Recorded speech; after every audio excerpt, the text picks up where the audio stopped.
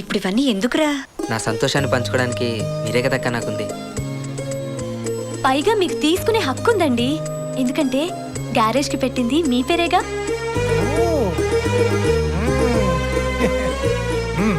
నాకు చాలా ఆనందంగా ఉందిరా బామర్ది. అంత మంచి డ్రెస్ కొని పెడితే ఎవడికి మాత్రం ఆనందంగా ఉండదు. కుళ్ళుకోకురా. ఏ నీ కొనిపెట్టలేదా? కొనిపెట్టాడు, పైకి చెప్పుకోలేనే. ఏంటి అంటారా? కాదు ఖర్చు. నీకు అదే ఎక్కువ. అక్క స్వీట్ చాలా బాగుంది. అయినా నువ్వేంటక్క ఇలా చిక్కిపోయావు?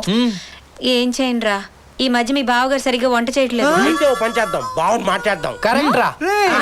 పోన్లేరా, బట్టలు సరిగ్గా ఉతుకుతున్నారులే. ఏరా, ఏదో ఉండడానికి తిండికి సంపాదించుకోవడమేనా? ఫ్యూచర్ గురించి ఆలోచించేదేమైనా ఉందా? అయ్యో అక్క, వాడు రిపేర్లు మాత్రమే చేస్తున్నాడు అనుకుంటున్నావా? చేతికి అందిన నట్లు బోల్ట్లు అన్ని కలిపి ఒక కొత్త పాట తయారు చేస్తున్నాడు. ఈ దెబ్బతో మల్టీనేషనల్ కంపెనీలన్నీ వచ్చి వీని కోట్లు పెట్టి కొనుక్కుంటాయన్నమాట. జోకా? నవ్వురాల, సిగ్గేస్తుంది. లైఫ్ జోక్గా తీసుకుంటే అదే లైఫ్ మిమ్మల్ని జోకర్స్ని చేస్తుంది. అప్పుడు అందరూ మిమ్మల్ని చూసి నవ్వుతారు. రే, ఈ వయసులో యూత్కి 2 దారులుంటాయి.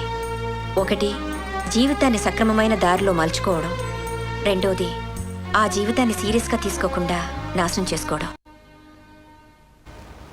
నా తమ్ముడు మొదటి మార్గాన్నే ఎంచుకుంటాడని నమ్ముతున్నాను.